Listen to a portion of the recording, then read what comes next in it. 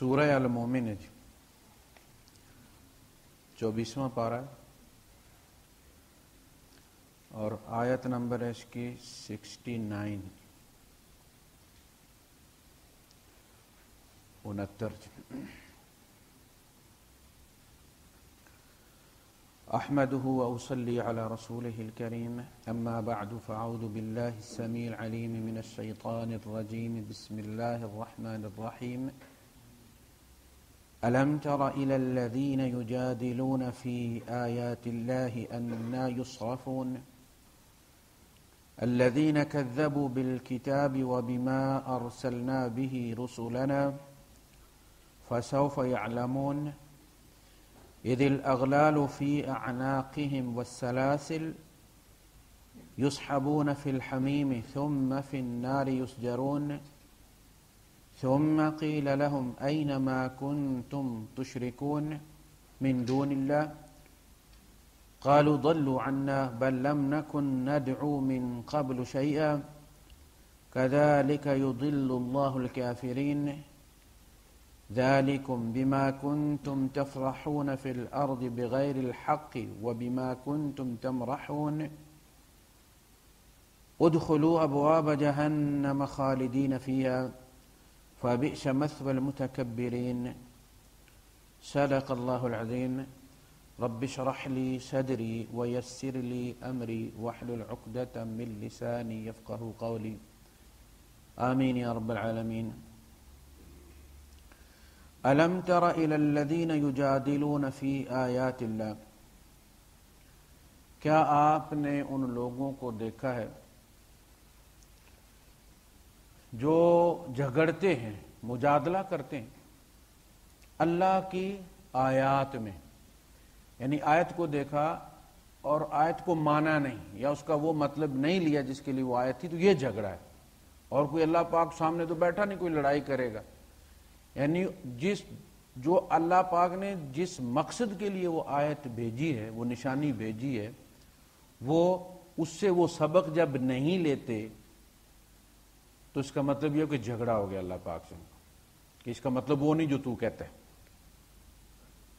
انا یصرفون، صرف ہوتا ہے کسی چیز کا پھرنا اور پھیرنا، تصریف الریاح، ہواؤں کا پھیرنا، یعنی کبھی ادھر سے چلتی ہے کبھی ادھر سے چلتی ہے۔ اگر زمین ایسے چل رہی ہے تو پھر ہوا کو ایک ہی رخ پہ پیچھے کی طرف جانا چاہیے نا۔ آپ کی گاڑی جب جا رہی ہوتی ہے، چل رہی ہوتی ہے آگے، تو ہوا پیچھے جاتی ہے نا۔ ایسا تو نہیں ہوتا کہ کبھی ابوظہبی کی بارڈر میں پیچھے جا رہے جو ہی آپ دبئی میں داخل ہو تو وہ آگے چلنا شروع ہو جائے۔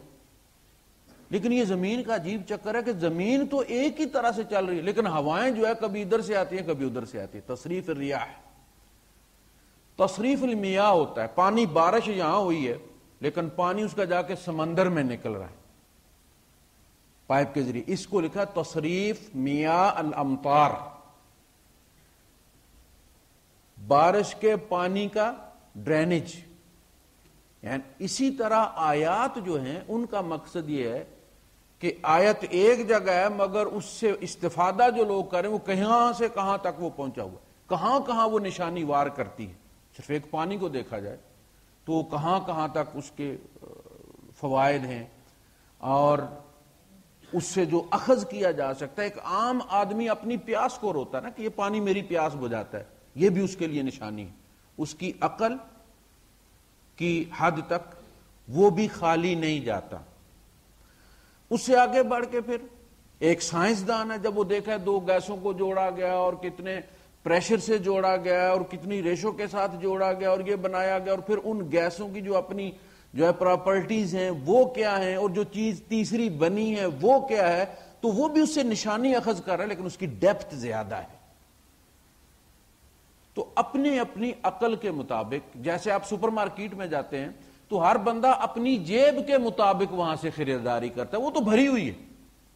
اسی طرح کائنات اللہ پاک کی نشانیوں سے بھری ہوئی ہے، جتنا کسی کی جیب میں خزانہ ہوتا ہے عقل کا اتنا وہ وہاں سے لے لیتے۔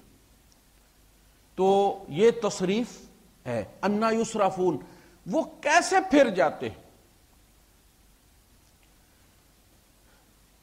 دو سوچیں ہوتی ہیں، سوچ کی دو قسمیں ہوتی ہیں۔ ایک ہوتی ہے ڈائیورجنٹ اور ایک ہوتی ہے کنورجنٹ. ڈائیورجنٹ جو ہوتی ہے وہ ہے انسان کی سوچ. وہ ایک چیز کو دیکھتا ہے اور پھر وہاں سے اس کی سوچ ڈائیورٹ ہوتی ہے, کسی اور طرف چلی جاتی ہے. آپ نماز میں جو آپ کو خیالات آتے ہیں شروع کہاں سے ہوتے ہیں, کہاں جا کے پہنچتے ہیں؟ تو بندے کی سوچ ڈائیورجنٹ ہے, وہ چیز کو دیکھتا ہے اور اگر بندے کا پتر ہو تو سیدھی رب تک جاتی ہے اس کی سوچ ڈائیورٹ ہو کے. جانور کی سوچ کنورجنٹ ہے, وہ وہاں جا کے آگے پیچھے نہیں جاتی, وہ وہاں جا کے کنورٹ ہو جاتی ہے, پانی تک ہی محدود رہتی. گائے نے پانی دیکھ لیا, اس نے پی لیا, دیٹس آل. اس کی سوچ کنورٹ ہوگی پانی میں. بندے کی وہاں سے ڈائیورٹ ہوتی ہے اس کے خالق تک. لہذا جس کی سوچ ڈائیورجنٹ نہیں ہے اسے یہ بکھری ہوئی نشانیاں رب کی طرف اس کی سوچ کو ڈائیورٹ نہیں کرتی. اولئک کالانعام, دے آر کیٹلز. وہ گائے بھینسیں ہیں, مویشی ہیں, وہ دو ٹانگوں پر چلنے والے جانور ہیں. یہ ہے فرق سوچ کا. سوچ انسان کو حیوانوں سے اور ممتاز کرتی ہے اور انسانوں میں اس کا شمار کرتی ہے. انا یصرفون, ان کی سوچ کیسے پھر جاتی ہے؟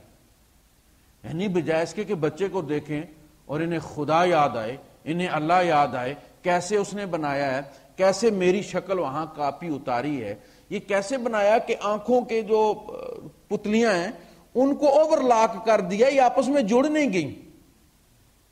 یہ جڑ سکتی تھی نا بھائی صاحب, یہ بھی گوشت ہے, یہ بھی گوشت ہے. اور جب بچہ پیدا ہوا تو جڑی ہوئی تھی, یہ باندھ تھی, یہ آپس میں جڑی کیوں نہیں؟ کس نے ان کو اوور لاک کر دیا, نیچے والی کو نیچے, اوپر والی کو اوپر؟ ہونٹ کیوں نہیں جڑے؟ کس نے وہاں پائپ رکھا ہوا تھا کہ یہ جڑے نہ؟ کوئی چیز آپ کو نظر آتی ہے جب بچہ پیدا ہوتا ہے تو اندر کوئی چیز رکھی ہوئی ہے, کوئی کپڑا, کوئی لکڑی کے ہونٹ مل نہ جائیں, وہ کون ہے؟ یعنی یہ چیزیں بندے کو رب تک لے جاتی ہیں. کوئی بہت بڑا انجینئر ہے جو یہ کام کر رہا ہے. اللہ کے رسول صلی اللہ علیہ وسلم جب سجدہ تلاوت کیا کرتے تھے تو اس کی جو دعا ہے سجدہ تلاوت کی وہ ہے کہ سجد وجہی للذی خلقہ وصورہ. سجدہ کیا میرے سر نے, میرے چہرے نے جھکا دیا اپنے آپ کو اس ہستی کے سامنے جس نے اس کو پیدا کیا. خلقہ, چہرہ پیدا کیا, پہلے چوکھٹا بنایا, اس کا فریم بنایا, یہ تخلیق ہے. وصورہ, پھر اس چوکھٹے پہ, وہ 4x6 کے اس چوکھٹے پہ اس نے اربوں تصویریں بنا دی ہے کہ نہیں بنا دی؟ کوئی ملتی ہے آپس میں؟ اتنی جگہ نا, وہی دو چیزیں نا یار, اور اسی جگہ لگی ہوئی ہیں. گاڑیوں میں تو یہ ہوتا ہے نا, کبھی اوپر لگی ہوئی ہے, کبھی نیچے لگا دی ہے, کبھی درمیان میں کر دی, کبھی ادھر کا. اسی جگہ دو آنکھیں ہر انسان کی لگی ہوئی ہیں. ڈیفرنٹ ہیں کہ نہیں؟ ناک اسی جگہ لگی ہوئی ہے, کسی کی ماتھے پہ نہیں لگی ہوئی. ہوتا ہے نا, کبھی سلنسر ادھر کر دیا, کبھی سلنسر ادھر کر دیا. ایک ہی جگہ پہ صدیوں سے لگا رہا ہے اور پتہ چلتا ہے یہ فلاں کا بیٹا, یہ فلاں کا بیٹا, یہ فلاں. یہ تصویر کشی. سجد وجہی للذی خلقہ وصورہ وشق, شق کرنا ہوتا ہے نا, پھاڑنا. وشق سمعہ وبصرہ بحولہ وقوتہ, پائپوں سے نہیں پھاڑے کان اس نے. سٹیل فکسر پائپ رکھ دیتے ہیں نا, بعد میں جب وہ کنکریٹ سوکھتی ہے پائپ نکال لیتے, سوراخ بن جاتا ہے. اللہ نے کوئی پائپ رکھا ہوا تھا. کیسے بنایا اس نے, کیسے بنا ہے؟ 3 اندھیروں کے اندر آنکھوں کے جو سوراخ بنائے ہیں کس ترتیب سے بنائے ہیں. فٹنگ, آپ کو پتا ہر انسان کی آنکھ کا سائز ایک ہوتا ہے. ہم کہتے ہیں فلاں کی آنکھیں بڑی موٹی ہیں, فلاں کی آنکھیں چھوٹی چھوٹی ہیں, مرغی کی طرح. آنکھ کے ڈیلے کا سائز انسان کا برابر ہے. ورائٹی فٹنگ میں ہے, کسی کی باہر کر کے تھوڑی سی لگائی ہیں موٹی ہو گئی, کسی کے اندر فٹ کر دی ہیں اس نے چھوٹی ہو گئی. یہ سب دیکھ کے تمہیں خدا یاد نہیں آتا, بابا شاہ کمال یاد آ جاتا ہے. اور کبھی دیکھا بھی ہے بابا شاہ کمال تم نے زندگی میں؟ کیسا تھا؟ یہ کہانیاں ہے نا, کس سے؟ تو یہ ہے انا یصرفون. نکلنا کہاں چاہیے تھا ان کی سوچ کو؟ کوئی نعمت دیکھ کے عرش کے پاس جا کے نکلنا چاہیے تھا. نکلی کہاں جا کے؟ سخی سلطان بہو, دمڑیاں والی سرکار, زندہ پیر, گمگول شریف. یہ ہے انا یصرفون. الذین کذبوا بالکتاب, جنہوں نے تکذیب کی کتاب کی. یہ کتاب کی تکذیب ہے. کتاب جو ہے یہ ساری توحید کے بارے میں، عقیدے کے بارے میں. اس کتاب میں قوانین بہت کم بیان ہوئے تو ان کی تفصیلات نہیں دی گئی، بس ٹچز دیے گئے ہیں، فارمولے طے کیے گئے ہیں. اور عقائد کی تو صورتوں کی صورتیں ہیں نا، مکھیوں کی مثال دی، مچھروں کی دی، کتوں کی دی، گدھوں کی دی، غلاموں کی دی، ہر قسم کی مثال دی کہ ہر بندے کے چوکھٹے میں فٹ ہو جائے. وہ کسی کا 10 نمبر کا ہے، کسی کا 12 نمبر کا ہے، کسی کے 14 نمبر کا ہے، ہر مثال موجود ہے. وہاں جا کے بندے کو پتہ چل جاتا ہاں یہ میرے کام کا، یہ میرے کام کی چیز. یہ تو ہو گئی الکتاب. کتاب کی تکذیب ہو گئی، عقیدے کی تکذیب. کتاب کی تکذیب ہو گئی، عقیدے کی تکذیب. وَبِمَا أَرْسَلْنَا بِهِ رُسُلَنَا، اور اس چیز کی بھی تکذیب کہ جس کے ساتھ ہم نے رسولوں کو بھیجا. شریعت، رسول شریعت لے کر آتا ہے، یعنی تھیوری اور پریکٹیکل. قرآن تھیوری بیان کرتا ہے، رسول کر کے دکھاتا، تاکہ کل کو یہ نہ کہے کہ جی آپ تو بیان کر کے چلے گئے تھے نا، آپ عمل کرتے تو آپ کو پتہ چلتا. آپ عمل کرتے تو آپ کو پتہ چلتا. آپ کا بیٹا مرتا تو ہم دیکھتے کہ آپ ماتم کرتے ہیں کہ نہیں کرتے. ابراہیم مرا ہے کہ نہیں مرا؟ حضور صلی اللہ علیہ وسلم کا بیٹا ماتم کیا حضور نے؟ کس نبی کی تم امت ہو؟ ایک نہیں 3 بیٹے مرے، 3 بیٹیوں کو قبر میں اتارا ہے. کوئی ماتم کیا؟ چچا حمزہ جو دودھ شریک بھائی بھی تھا، عربوں میں 2 بندے صرف گزرے جو 2 تلواروں سے لڑتے تھے، ڈھال استعمال نہیں کرتے تھے، تلوار کو ہی ڈھال کے طور پر استعمال کرتے تھے. ان میں ایک حضرت حمزہ رضی اللہ تعالیٰ عنہ تھے. اسد اللہ، حضور نے کس کو کہا ہے؟ حضرت حمزہ کو. اسد اللہ و رسول، اللہ کا رسول اور اللہ کا شیر اور اللہ کے رسول کا شیر. ہم کس کو کہتے ہیں اسد اللہ الغالب؟ حضرت علی رضی اللہ تعالیٰ عنہ.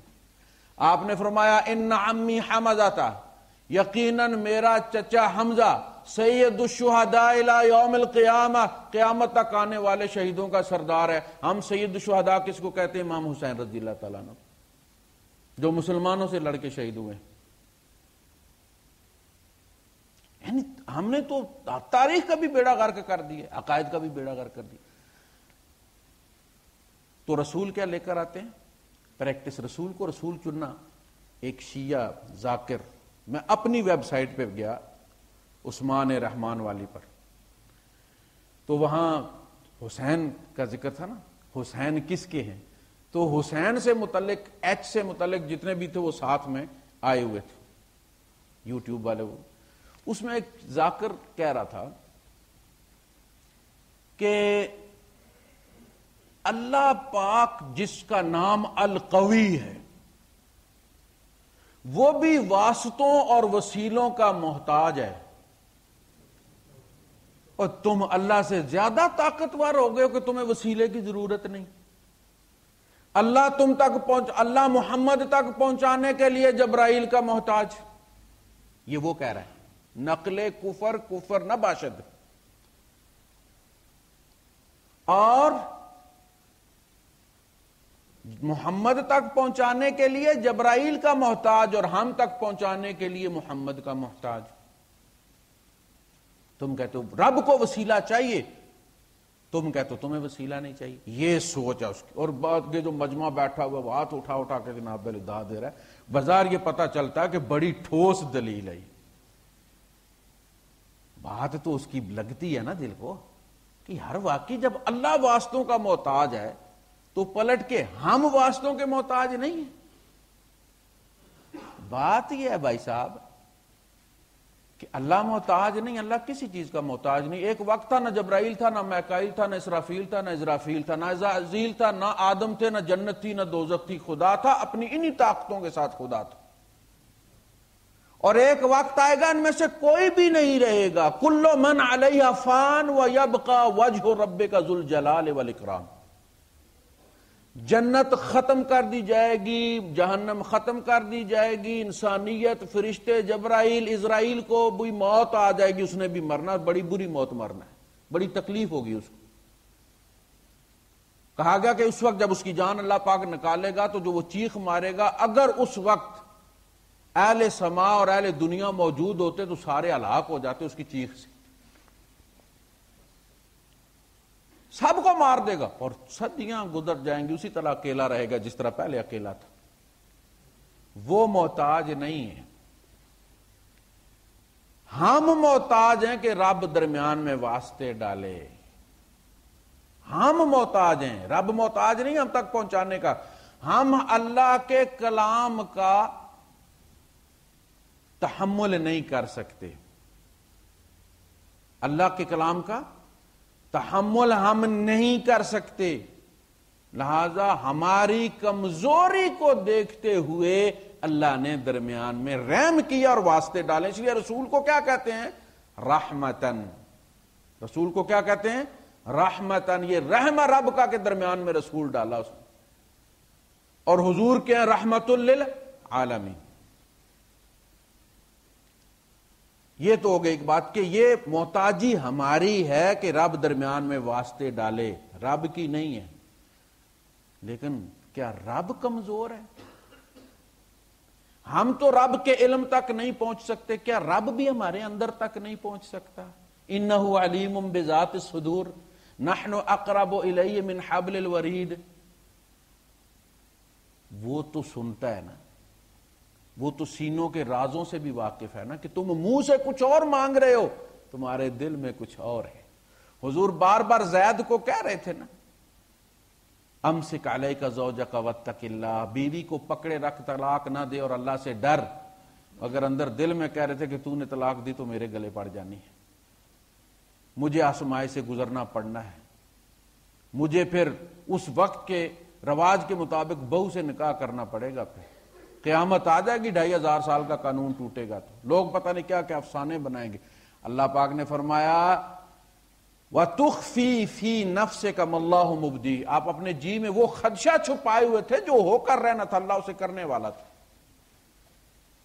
تو جو علیم بذات الصدور ہے اس کو واسطے کی ضرورت نہیں کہ ہم پہلے اپلیکیشن کہیں اور ہم جمع کروائیں سفارت خانے میں، ویلفیئر کونسلر کے پاس، وہ وہاں سے بھیجے اوورسیز والوں کو، اوورسیز والے بھیجیں آپ کے ڈی سی صاحب کو، ڈی سی صاحب بھیجیں آپ کے تھانے کو، تھانے سے 2 کانسٹیبل آپ کے گاؤں میں جائیں، وہ وہاں جا کے، اسے ان چیزوں کی ضرورت نہیں. وہ محتاج نہیں ہے، ہم محتاج ہیں.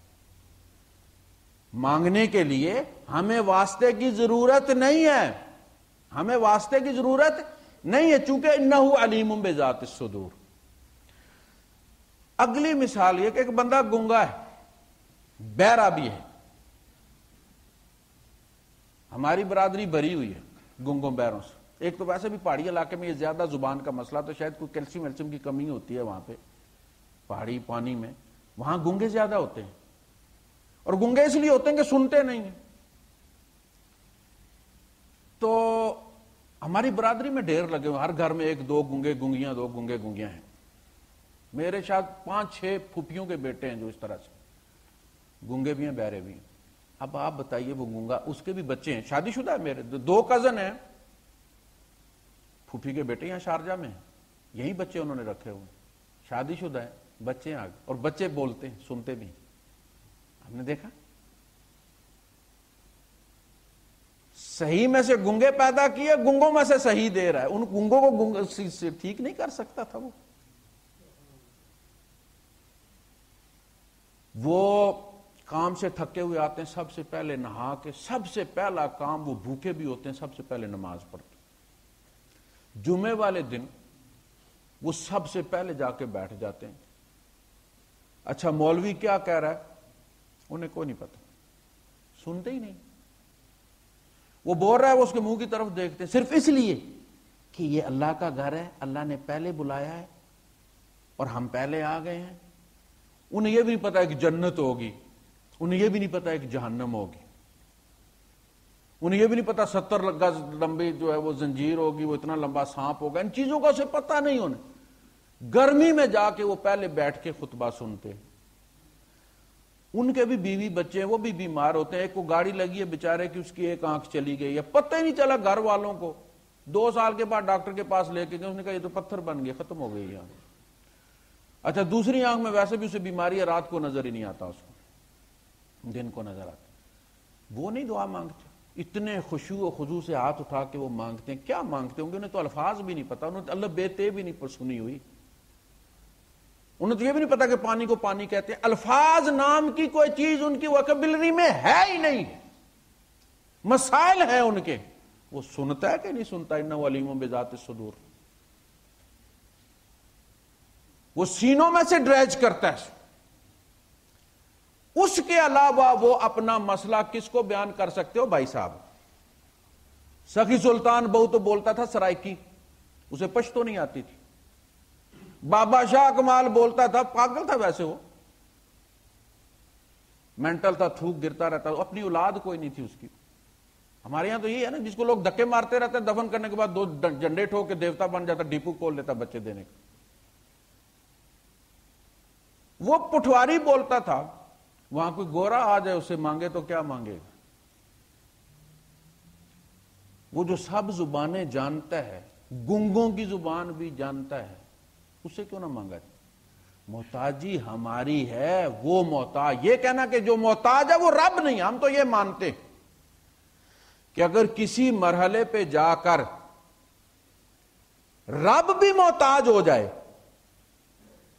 تو اس کا مطلب ہے وہ رب نہیں، ہمیں کوئی اور ڈھونڈنا پڑے گا جس کو کوئی چیز عاجز نہ کر سکے۔ کیا فرمایا قرآن حکیم میں؟ اللہ پاک کو نہیں عاجز کر سکتی کوئی چیز، نہ زمینوں میں نہ آسمانوں میں۔ لا يعجزه شيء في السماوات ولا في الارض انه علیم قدیر، وہ ہر چیز پر قدرت رکھتا ہے۔ اسی لیے حضرت زکریا علیہ السلام جب بوڑھے تھے، تھوڑے بوڑھے نہیں تھے، اتنے بوڑھے تھے کہ بندوں کے سامنے اولاد مانگتے ہوئے انہیں شرم آتی تھی کہ لوگ کہیں گے عمر دیکھو، ذرا تمنا دیکھو اس کی۔ اذ نادى ربه نداء خفیا، چھپ کے مانگا، اللہ بندوں کے سامنے مانگتے شرم آتی ہے، میرے بال چٹے ہو گئے۔ واشتعل الراس شیبا، بھڑک اٹھا میرا سر بڑھاپے سے، لیکن میں کروں کیا؟ آج تک تجھ سے مانگ کے میں محروم نہیں رہا۔ وَلَمْ أَكُمْ بِدُعَائِكَ رَبِّ شَقِيًّا،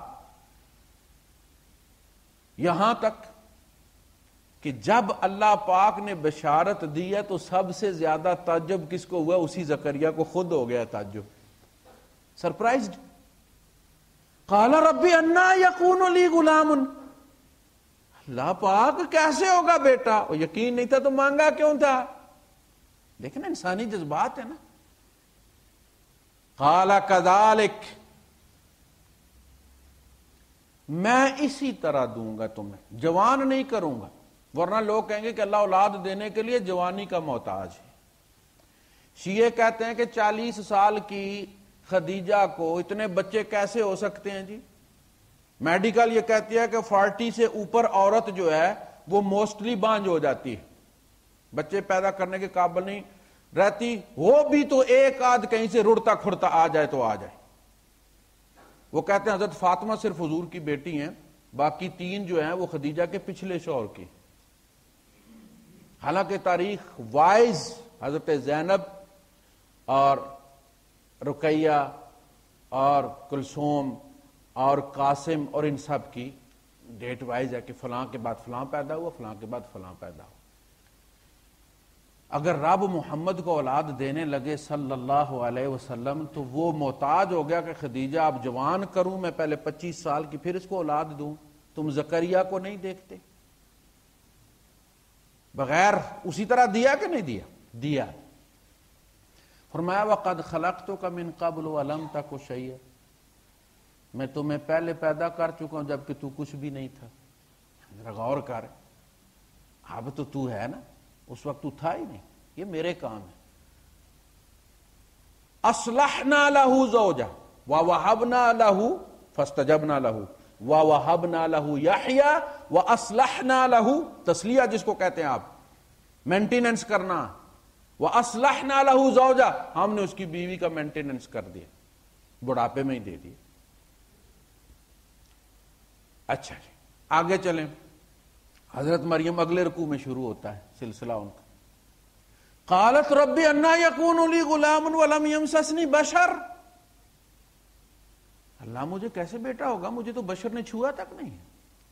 قال کذالک، بغیر چھوئے دوں ہوگا. پیدا کرنے کے لیے میں باپ کا محتاج نہیں ہوں، حکمت میری ہے کہ باپ کے ذریعے میں پیدا کرتا ہوں تاکہ باپ کو محبت ہو اور جا کے اینٹیں بٹھے پر اٹھائے اور کما کر لائے اور اسے کھلائے. بلڈ ریلیشن میں نے اس لیے رکھے کہ دنیا کا نظام چلے، یہ میری مجبوری نہیں ہے، تمہاری سوشل مجبوری ہے. اگر یہ نہ ہو تو ماں راتوں کو جاگتی ہے، ماں خود گیلی پہ سو کے بچے کو سوکھی پہ سلاتی ہے، سوتیلی ماں کیوں نہیں کرتی؟ اس لیے کہ اس نے پیدا نہیں کیا ہوا ہوتا.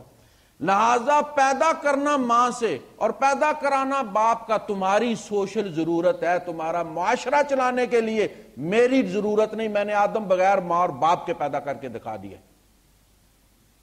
اور ابن مریم کو بغیر باپ کے پیدا کر کہا نہیں. میں صرف ایک ایگزامپل سیٹ کرنا چاہتا ہوں کہ میرے بندوں کو پتا چل جائے کہ ہمارا رب عاجز نہیں ہے، محتاج نہیں ہے. یہ تمہاری محتاجیاں ہیں اور رب کی رحمت ہے کہ وہ ان کا خیال کرتے ہوئے وہ اس نے ایک نظام اور حکمت سے بنایا، ورنہ اللہ پاک کی مجبوری نہیں، وہ جس کو مرضی چن. جبرائیل تو نہیں آئے تھے موسیٰ علیہ السلام پر، درخت بولا تھا. پہلا جو خطاب ہوا ہے، پہلی جو وحی آئی ہے، ذریعہ کس کو بنایا اللہ پاک نے؟ درخت کو زبان عطا کی ہے. اس شجرہ کو کیا کہا؟ اس کا شجرۃ مبارکۃ، جس درخت کو وحی کے لیے اللہ پاک نے چنا، آرگن بنایا اپنا گفتگو کرنے کا، وہ درخت کیا ہو گیا؟ مبارک. وہ بندہ کتنی برکت والا ہے جو قرآن پڑھتا ہے، جس کے اندر سے رب کا کلام نکلتا ہے. وہ پتہ اگر درخت مبارک ہو گیا ہے، ادھر وہی ختم ہوئی ہے، اس کے اندر سے ختم ہو گیا ہے. بندے کو تو حفظ رہتا ہے، نہ بھی پڑھے تو اندر رہتا ہے اس کی. مبارک ہے کہ نہیں؟ یہ تو اللہ پاک وسیلوں کا مبارک پابند نہیں.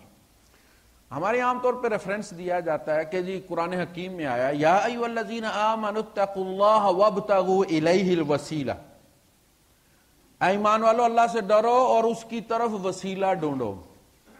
وابتغوا الیہ الوسیلہ، دیکھیں نا جی قرآن کا ذکر، قرآن میں آیا کہ وسیلہ ڈھونڈو. اس ریفرنس کا غلط استعمال ہوتا ہے. آیت صحیح ہے لیکن مس کوٹ ہوتی ہے. ہمارے اردو کا جو وسیلہ ہے وہ عربی کا وسیلہ نہیں ہے. پہلی بات یہ نوٹ کریں. عربی میں جس کو وسیلہ کہتے ہیں، اردو کا وسیلہ اور عربی کا وسیلہ یہ الگ ہے. اردو کا رزق اور عربی کا رزق، قرآن کا رزق، ان میں فرق ہے. عربی کا ذلیل اور اردو کا ذلیل زمین آسمان کا فرق ہے. عربی میں ذلیل کہتے ہیں کمزور کو، نرمی کو. اردو میں ذلیل کہتے ہیں ذلیل کو. کہا دیکھو لقد نصرکم اللہ ببدر وانتم اذلہ.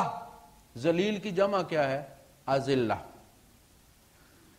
اللہ پاک نے بدر میں تمہاری مدد کی تھی جبکہ تم سارے ذلیل تھے. اردو والے ذلیل نہیں، عربی والے ذلیل کمزور تھے. اذلۃ علی المؤمنین اعزۃ علی الکافرین، مومنوں کے ساتھ ذلیل، ذلیلوں والا سلوک کرنے والے، نہیں، اذلۃ علی المؤمنین، مومنوں کے سامنے نرم،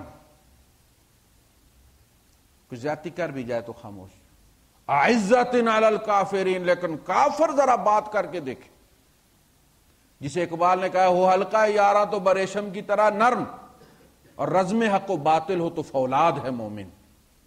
تو عربی کا ذلیل، کمزور، وہ اصحاب بدر کے لیے اللہ نے استعمال کیا ہے، مومنوں کی تعریف میں استعمال کیا ہے، یحبہم ویحبونہ، اللہ ان سے پیار کرے گا، وہ اللہ سے پیار کریں گے، اذلۃ علی المؤمنین اعزۃ علی الکافرین، مومنوں میں بڑے نرم مزاج ہوں گے، مری ہوئی چمٹی پر پاؤں نہیں رکھیں گے، لیکن کافروں کے ساتھ بڑے سخت ہوں گے، لوہے کے چنے ہوں گے کافروں کے سامنے۔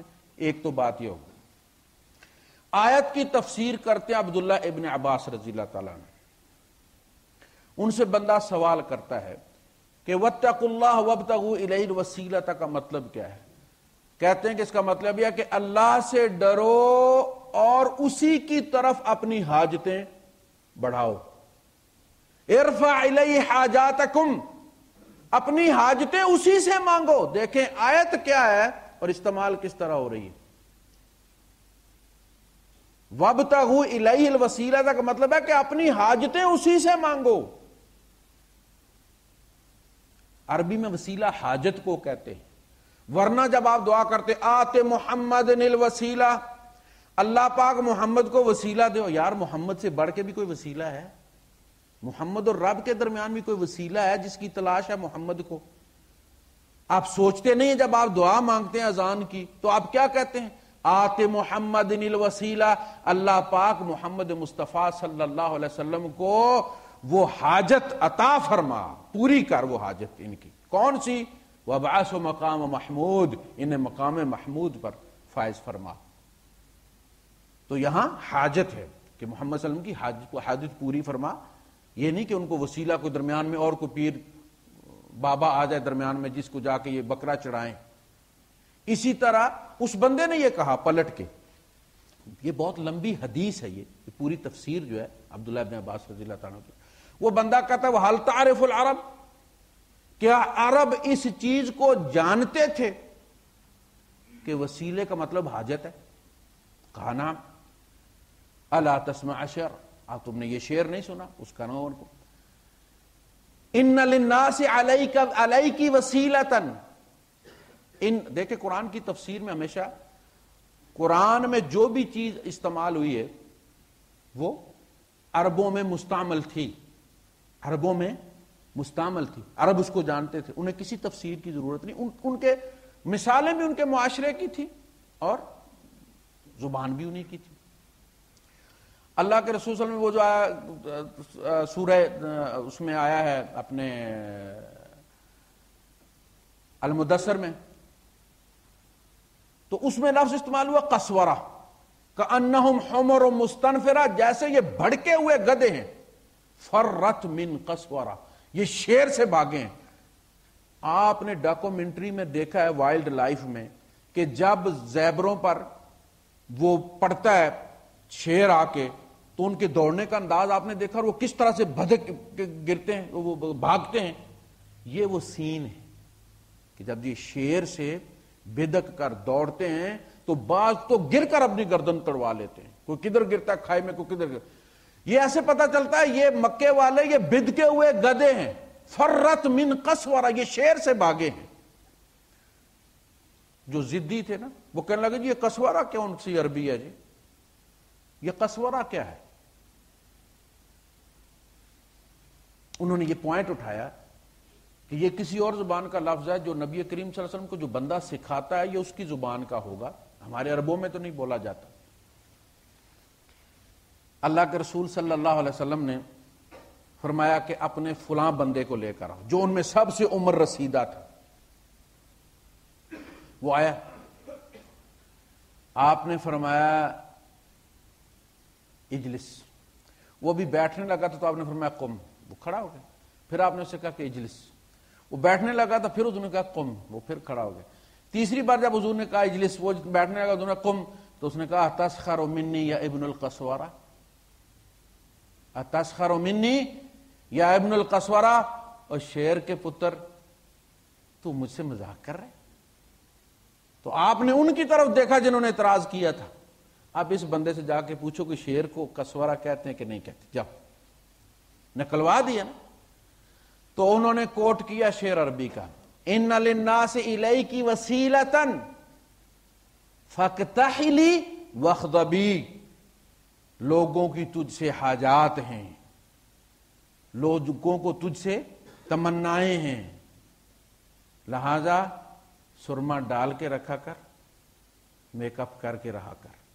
یہ اس زمانے کے، پرانے زمانے کے شاعر کا شعر عبداللہ ابن عباس کو، اس میں مثال انہوں نے کیا دی کہ لفظ وسیلہ جو ہے یہ حاجت کے معنوں میں عربوں میں مستعمل ہوتا ہے، کوئی نئی بات نہیں ہے، تفسیر میں موجود ہے. تو بہت ساری چیزیں ایسی ہیں کہ جو ہماری زبان میں اور استعمال ہوتی ہیں، دوسروں کی زبان میں اور استعمال. اور یہ کہہ دینا کہ رب مجبور ہے واسطوں کا اور تم اس تک ڈائریکٹ کیسے، جب وہ خود کہہ رہا ہے قال ربکم ادعونی استجب لکم وَإِذَا سَأَلَكَ عِبَادِي عَنِّي فَإِنِّي قَرِيبٌ. اے نبی جب بندے کہا نا یسألونک قل، یسألونک قل، یسألونک قل، آپ سے سوال کرتے ہیں آپ یہ کہیے، آپ سے سوال کرتے ہیں یہ کہیے، آپ سے یہ سوال کرتے ہیں یہ جواب دیجئے. فرمایا وَإِذَا سَأَلَكَ عِبَادِي عَنِّي، ہاں جب وہ سوال کریں میرے بارے میں، فَإِنِّي قَرِيب، تو میں تجھ سے زیادہ ان کے قریب. یعنی کہ قل، کہا یہاں کل کی ضرورت نہیں، میں ان کے پورے کے پورے اندر ہوں میں. وَنَحْنُ أَقْرَبُ إِلَيْهِ مِنْ حَبْلِ الْوَرِيدِ.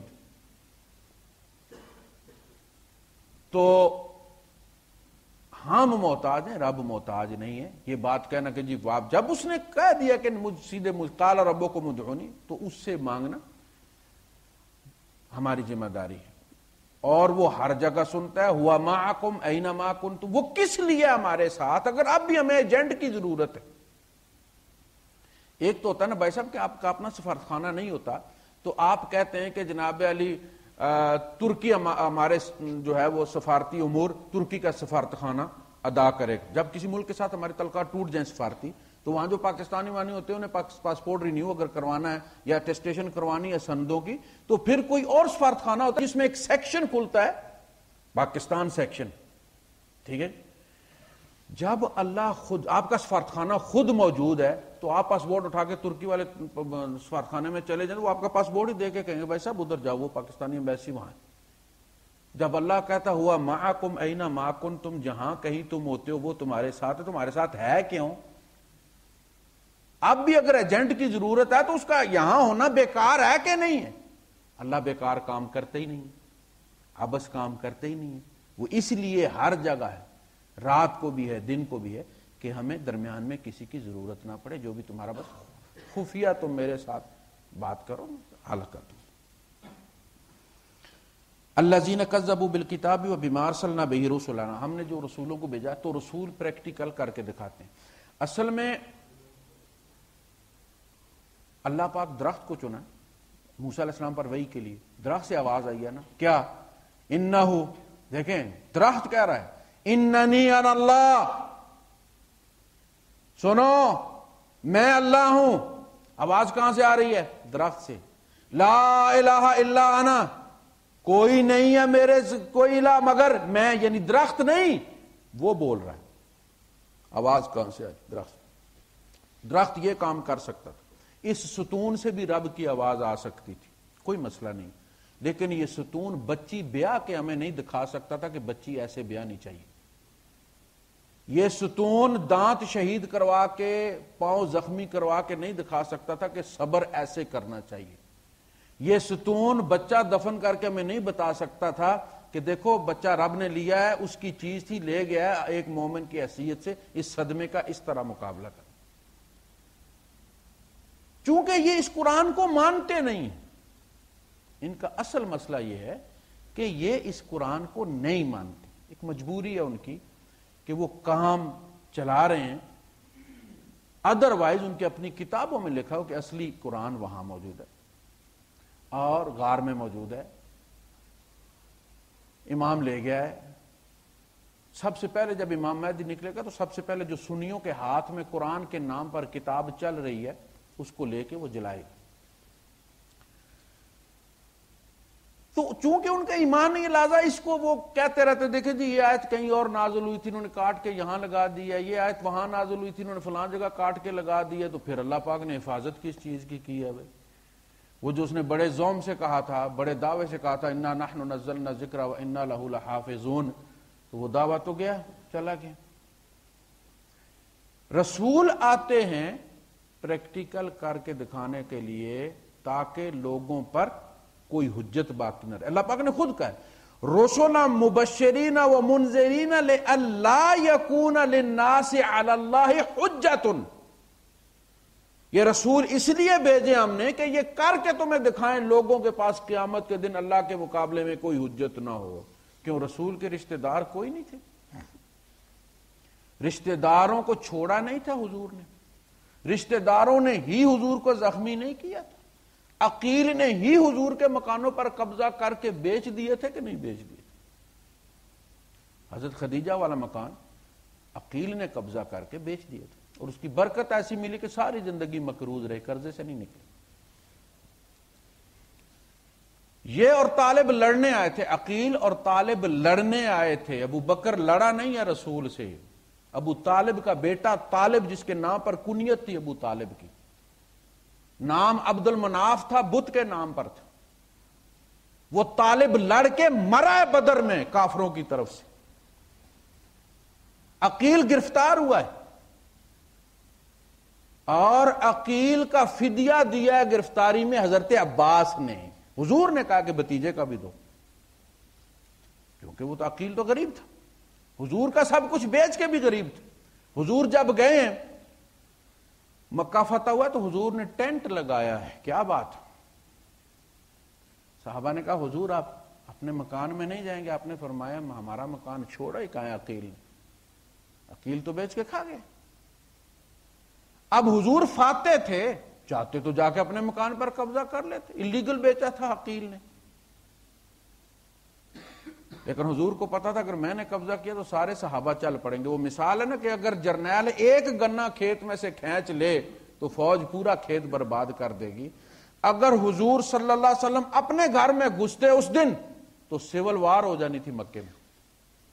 اب دیکھیں حکمت محمد رسول اللہ، پہلے اپنا گھر چھوڑ سب کو، جب لوگوں نے دیکھا حضور نے ٹینٹ لگا لیے تو مکے والے سارے صحابہ نے ٹینٹ ہی لگا لی، کوئی اپنے گھر کی طرف نہیں گیا۔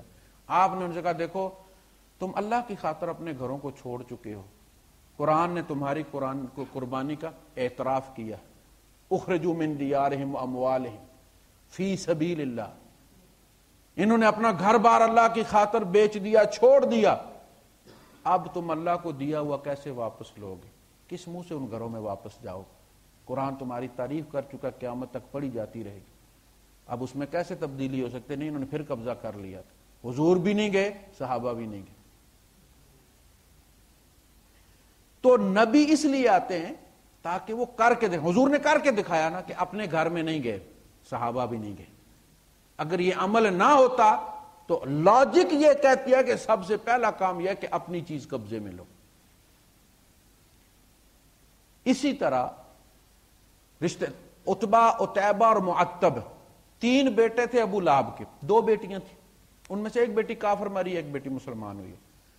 عتیبہ جو تھا وہ اس نے تھوکا تھا نبی کریم صلی اللہ علیہ وسلم، طلاق بھی دی تھی۔ یہ دو بیٹیاں حضور کی جو رقیہ اور کلثوم تھیں، یہ بیائی ہوئی تھی ابو لہب کے دو بیٹوں کے ساتھ، چونکہ یہ سگت آیا تھا حضور کا، اس نے حضور کی پیدائش کا سن کر وہ لونڈی جس لونڈی نے جا کے اطلاع دی تھی اس کو اس نے آزاد کر دیا تھا۔ یہ بہت بڑا تحفہ ہوتا تھا کسی کے آزاد ہو جانا۔ ان میں سے وہ جس نے تھوکا تھا اس کو تو شیر نے کھا لیا۔ حضور نے فرمایا اللہ پاک اپنے کتوں میں سے کسی کتے کو اس پر مسلط کر دے، کیونکہ اس نے حرکت ہی کتے والی کی تھی۔ اس نے کہا وَالنَّجْمِ إِذَا هَوَىٰ مَا ضَلَّ صَاحِبُكُمْ وَمَا غَوَىٰ وَمَا يَنطِقُ عَنِ الْهَوَىٰ، میں اس کو نہیں مانتا، اور تھوکا اس نے حضور پر اور کہا تیری بیٹی کو طلاق۔ ابھی رخصتی نہیں ہوئی تھی۔ شام کے سفر پر وہ گیا، ابو لہب نے کہا کہ قبیلے کو واسطہ دے کر کہا کہ جو میرا تمہارے اوپر حق ہے اس حق کا میں تمہیں واسطہ دیتا ہوں کہ میرے بیٹے کی حفاظت کرو، محمد نے اس کو بددعا دی ہوئی۔ اب دیکھیں ان کا ایمان یہ کہتا تھا کہ محمد کی بات خالی نہیں جاتی۔ انہوں نے کیا کیا کہ اپنا سامان درمیان میں رکھا، اس کے اوپر اس جو ابو لہب کا بیٹا تھا عتیبہ اس کو لٹایا اور خود اپنے بستر اس کے ارد گرد ڈال کے سو گئے. رات کو شیر آیا, اس نے سب کے منہ کو سونگا اور چڑھ گیا اوپر اور جا کے عتیبہ کے منہ کو سونگا اور اس نے کھوپڑا پکڑا اس کا, کرنچ ایسے کر کے, جیسے بچے ہمارے چپس نہیں کھاتے اسکول میں, ایسے کر کے اس نے چلا گیا. باقی بچ کے 2 بیٹے اس کے, عتبہ اور معتب. مکہ فتح ہوا تو اللہ کے رسول صلی اللہ علیہ وسلم نے حضرت عباس سے پوچھا کہ وہ تمہارے بھتیجے نظر نہیں آ رہے. ان کا کہیں بھاگ گئے ہوں گے. ہم نے کہا ڈھونڈو نے. وہ گئے اور ڈھونڈ کے لے آئے.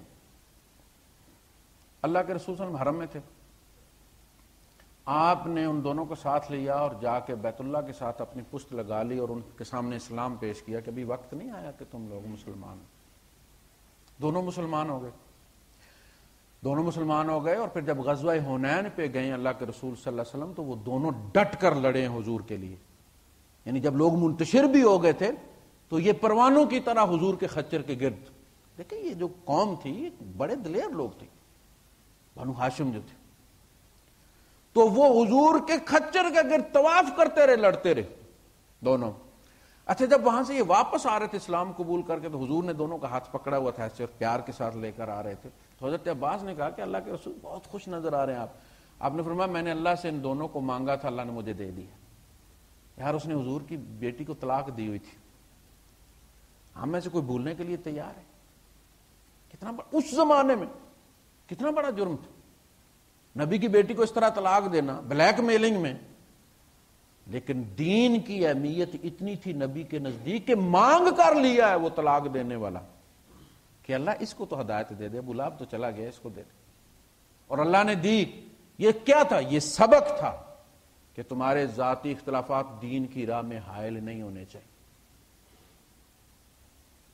وہ تمہارے ذاتی اختلافات ہیں لیکن تمہیں خوشی اس بات پر ہونی چاہیے کوئی بندہ دین پر آ گیا. اگر کسی خاندان کے ساتھ تمہاری دشمنی ہے, اپنے خاندان میں ہوتی ہے نا, کزنز میں ہوتی ہے, چچاؤں, اور ان میں کوئی بندہ نیک ہے, نمازی ہے, توحید والا ہے, بریلینٹ ہے, آگے بڑھنا چاہتا ہے, تم اس پہ ہاتھ رکھو, اس کو پڑھاؤ بچے کو. یہ مت دیکھو کہ یہ دشمن ہے ہمارے, ان کے ساتھ ہماری دشمنی چل رہی, اس بچے کو پروموٹ کرو تم دین کی خاطر. تو ایسی بہت ساری مثالیں. رسول جو آتے ہیں وہ پریکٹیکل کرنے کے لیے آتے تاکہ لوگوں پر حجت نہ ہو. مثلا لوگ یہ کہہ سکتے تھے کہ دیکھیں جی یہ بیٹیوں کا معاملہ اتنا ہوتا ہے, بیٹی کی محبت عجیب ہوتی ہے, بیٹوں کی الگ ہوتی ہے. آپ کے 12 بھی بیٹے ہو جائیں, جب تک بیٹی نہ ہو آپ کو پتہ نہیں چلتا کہ بیٹی کیا محبت اس کی اوپری. یعنی خربوزے کی یا گرمے کی مٹھاس اور آم کی مٹھاس میں فرق ہے نا زمین آسمان کا. دونوں کو آپ کیا کہتے ہیں؟ میٹھا ہے, میٹھا ہے. لفظ ایک ہی استعمال کرتے ہیں آپ, مٹھاس میں فرق ہے نا. اولاد میں بچی اور بچے کے پیار میں زمین آسمان کا فرق ہے. اچھا اسی لیے روتے ہیں ماں باپ, جب ان کی رخصتی ہوتی ہے تو رونا خود بخود آتا ہے. آج اس گھر پر اس کا ادھیکار جو ہے وہ سیکنڈری ہو گیا ہے. وہ جس دائیے سے پہلے رہتی تھی, دھڑلے کے ساتھ حکومت کرتی تھی, وہ ختم ہو گیا. اب بیچاری آئے گی ڈرتے, کسی نے آنے دیا, زندگی میں تو آئے گی, ہم چلے جائیں گے, پتہ نہیں اس گھر میں اس کو کوئی گھسنے دے گا یا نہیں گھسنے دے گا. تو بیٹی, آدمی یہ کہے کہ جی اگر نبی کی اپنی بیٹی ہوتی نا, بیاتے اور گھر سے رخصت کرتے تو انہیں احساس ہوتا کہ دل پر کیا قیامت گزرتی ہے. نبی نے 4 نکال کے دکھائی ہیں کہ نہیں دکھائی؟ کس طرح دکھائی؟ پیاری نہیں تھی نبی کو؟ فرمایا میرے جگر کا ٹکڑا ہے فاطمہ. کیسے نکال لیا حضور نے؟ 4 دن ڈھول بجتا رہا, تیل مہندیاں ہوتی رہی. کس طرح نکالا ہے اور کیوں نکالا اس طرح؟ تاکہ تم بھی اپنی بیٹیاں اسی طرح بیاؤ اور تاکہ وہ بسیں. ہم شروع کرتے ہیں اللہ کی حدیں توڑنے سے اور پھر گھر اجڑ جاتے ہیں. دیکھیں نا, جس شادی میں رب کی رضا نہ ہو, رب ناراض ہو, آپ بتائیے وہ گھر بسے گا کیسے؟ آپ 100 جتن کر لیں. طلاقوں میں شرع جو زیادہ ہوئی ہے وہ رب کے قانون توڑنے کی وجہ سے ہوئی. اگر ہم اللہ کا خیال رکھیں گے اللہ اس کا بھی خیال رکھے. یعنی ایسے ایسے کیسز ہیں, سیکنڈ ڈے طلاق. لوگ مجھ سے مسئلے پوچھتے ہیں, دوسرے دن طلاق, 15 دن کے طلاق. میری ڈائریکٹری میں فون کی یہ سارے کیسز ہیں. سیکنڈ ڈے طلاق, 50 ڈیز طلاق. وہ طلاق جب کر پوری لائن لگی ہوئی ہے جناب. شادی کر کے رخصتی نہیں ہوئی, اس سے پہلے طلاق. کیوں جی؟ امی مجبور کر رہی. طلاق دے دی ہے, اب واپس کرنا ہے جی. بھائی اب تو واپس نہیں ہو سکتی، اس لیے کہ جس عورت کی رخصتی نہ ہوئی ہو اس کی ایک طلاق کی 3 طلاقیں ہوتی ہے۔ اللہ پاک نے فرمایا لیس یا ایھا الذین آمنوا اذا نکحتم المؤمنات ثم طلقتموهن من قبل ان تمسوهن فما لكم علیہن من عدۃ تعتدونها، جس عورت کو بغیر چھوئے طلاق دے دی جائے اس کی عدت کوئی نہیں ہوتی، اب وہ دوسرے دن نکاح کر سکتی ہے۔ تو پتہ یہ چلتا ہے کہ یہ طلاقوں کی جو شرح زیادہ ہوگی اصل میں یہ حدیں توڑنے کی شرح، دیکھا دیکھی، یعنی یہ ایسا موقع ہوتا ہے کہ ہر بندہ ریلیکس ہو جاتا ہے۔ بڑے بڑے مولوی بھی جو ہے وہ منہ لپیٹ کے تو سائیڈ پہ ہو جاتے ہیں، ذکر کرتے رہتے ہیں مسجد میں بیٹھے ہوئے، ادھر ڈول بج رہا ہوتا ہے۔ یعنی ایک وہ ہوتا ہے جو عورتیں بیٹھ کے اپنی لڑکیاں وہ بجا کے ترامی تھالی گڑھا کچھ بھی کر کے وہ جو کرتی ہیں اس کی اجازت ہے، اللہ کے رسول صلی اللہ علیہ وسلم نے اس کا حکم دیا ہے، چونکہ وہ اعلان ہے نکاح کا، پورے محلے میں پتہ چلتا ہے فلاں گھر میں دف بج رہی ہے، لڑکیاں گا رہی ہیں، اس میں کوئی حرج نہیں ہے۔ لیکن ڈیک لگا کے اس پہ انڈیا کے ہٹس لگا کے اس پہ منی بدنام ہوئی چل رہا ہے، ادھر ڈانس چل رہے ہیں، ادھر ویڈیو بن رہی ہے، اور پھر وہ جناب وہ یوٹیوب پہ چلی جاتی ہے، کنجر خانہ، پتہ نہیں چلتا کہ یہ مسلمان کی شادی ہے یا ہندو کی شادی۔ تو رسول کا انتخاب، رسول کا آنا اللہ کی مجبوری نہیں ہے، ہماری مجبوری ہے کہ ہمیں کوئی کر کے دکھائے، یہ ہماری مجبوری ہے۔ لہذا الذین کذبوا بالکتاب، اللہ کے احکامات کو توڑا، اور وَبِمَا أَرْسَلْنَا بِهِ رُسُلَنَا، رسول کی سنت کو توڑا، جس کے ساتھ ہم نے رسولوں کو بھیجا تھا۔ وہ ڈے ٹو ڈے لائف جو رسول کی ہے وہ سنت ہے۔ ہر آپ کہیں گے جی یہ مسئلہ حضور کو درپیش نہیں تھا، میں آپ کو بتاتا ہوں سیرت میں سے نکال کے کہ یہ بھی حضور پہ گزرا ہے۔ قید سے لے کر، پتھر مارنے سے لے کر، بھوکا رکھنے سے لے کر، زہر دینے سے لے کر، گالی دینے سے لے کر، سجدے میں اوجڑی اونٹ کی اوجڑی کتنی وزنی ہوتی ہے، ہر اذیت دی گئی ہے، لیکن نبی کریم صلی اللہ علیہ وسلم نے اس طرح بیہیو کیا ہے کہ اللہ پاک طرف اٹھا، انک لعلی خلق عظیم، اور نبی تم تو اخلاق کی بلندیوں پر، بس میں کیا کہوں، قسم کھا کے کہنا انک لعلی، صرف علی نہیں، لعلی خلق عظیم، نقرہ خلق لے کر آیا ہے۔ اے نبی، اخلاق نام کی جو چیز میں چاہتا تھا اس کی چوٹی پہ تو کر کے دکھایا سب کچھ۔ ہم مجبور ہیں کہ ہمیں کوئی کر کے دکھائے۔ ٹیچر جو ہوتا ہے اس کی مجبوری نہیں ہوتی پریکٹیکل والا، اسٹوڈنٹ کی مجبوری ہوتی ہے کہ اس کے کوئی کر کے دکھائے، کیونکہ کل اس نے اس کے کر کے دکھانا ہے۔ پھر تو یہ کہنا کہ اللہ مجبور تھا محمد کا، ایسی بات نہیں، ہم مجبور ہیں محمد کے صلی اللہ علیہ وسلم، اس لیے کہا صلو علیہ وسلم تسلیم۔ فَسَوْفَ يَعْلَمُونَ، تو ان قریب ان کو پتہ لگ جائے گا۔ اِذِ الْأَغْلَالُ فِي أَعْنَاقِهِمْ، جب توق ہوں گے ان کے گلے میں، توق، وَالسَّلَاسِلْ، اور زنجیریں، بیڑیاں ہوں گی ان کے پاؤں میں۔ اچھا یہ وہ چیزیں ہیں کہ جو دنیا میں ہمارے گلے کا توق ہوتا ہے اور پاؤں کی زنجیر ہوتی ہے، ایک کام ہماری سمجھ میں لگ جاتا ہے کہ یار یہ کام تو صحیح ہے، بات تو صحیح ہے، اللہ رسول کا حکم تو یہی ہے، لیکن ہمارے قبائلی توق، سماجی توق، معاشی، رواجی، بات تو صحیح ہے، مسجد میں ہی ہونا چاہیے، لیکن عجیب سا لگتا ہے، ایسے پتہ چلتا ہے جیسے جنازہ ہو رہا ہے۔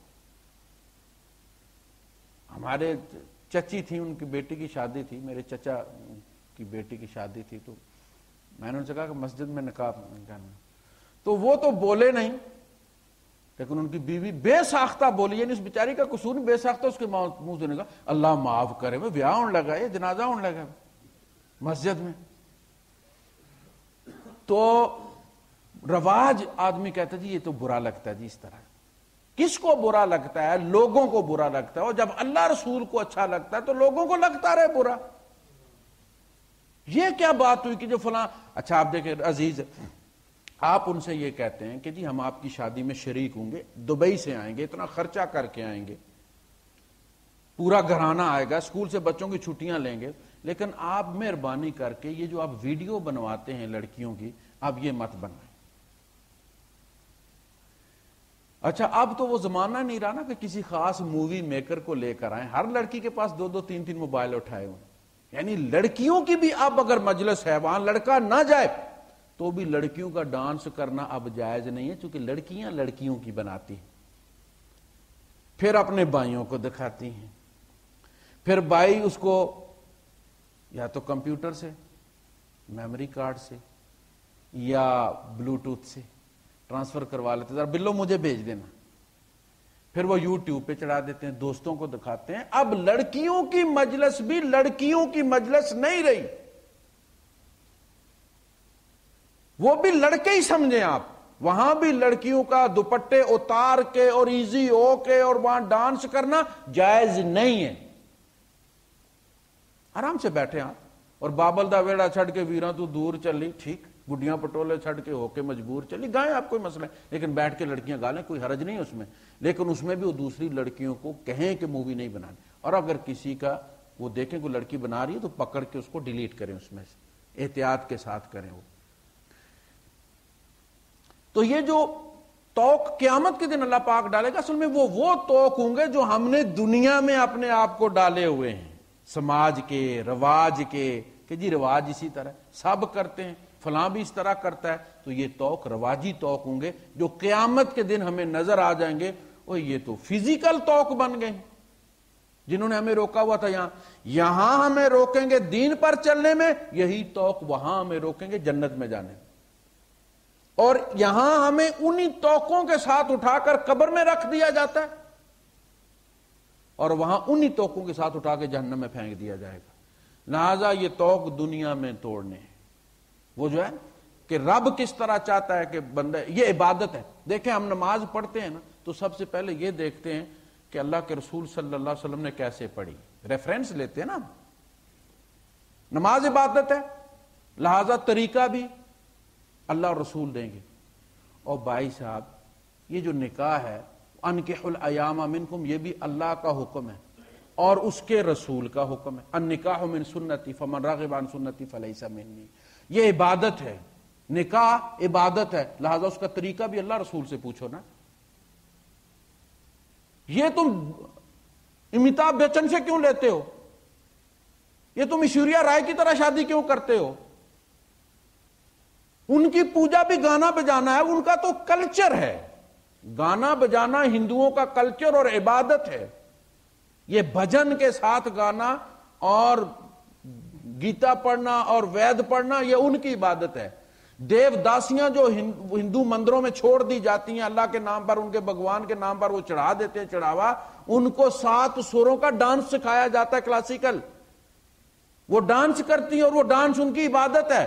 او بھائی تم مسلمان ہو، تم اپنی شادی میں وہ نہ کرو، خطبہ سنو، حقوق سن لو، تم نے کیا کرنا ہے، لڑکی نے کیا کرنا ہے، لڑکی کا باپ بھی وہ سن لے ساری باتیں، مولوی صاحب کا کام ہے ترجمہ کر کے ان آیتوں کا بتانا، لڑکے کے ماں باپ بھی سن لیں، لڑکی کے ماں باپ بھی سن لیں، یہ لڑکی کی ڈیوٹیز ہیں، یہ اس کے رائٹس ہیں، یہ مرد کے رائٹس ہیں، یہ اس کی ڈیوٹیز ہیں، اس طرح کرنا ہے۔ کوئی تنازع ہو جائے تو اس کو ٹھیک طرح سے حل کرنا ہے، یہ اللہ پاک آپ کے حوالے کر رہا ہے، اس کو اچھے طریقے سے ہینڈل کرنا ہے۔ قانون گھر نہیں بساتا، پیار گھر بساتا ہے، ٹھیک ہے جی۔ تو یہ چیزیں جب کر کے آپ اٹھیں گے تو انشاءاللہ العزیز وہ گھر بھی بسیں گے، کوئی مسائل بھی نہیں ہوں گے۔ لیکن جب ہم وہ گانا بجانا کر کے اٹھتے ہیں تو ابھی 10 دن نہیں گزرتے کہ لعنت برسنا شروع ہو جاتی۔ وآخر دعوانا الحمدللہ رب العالمین۔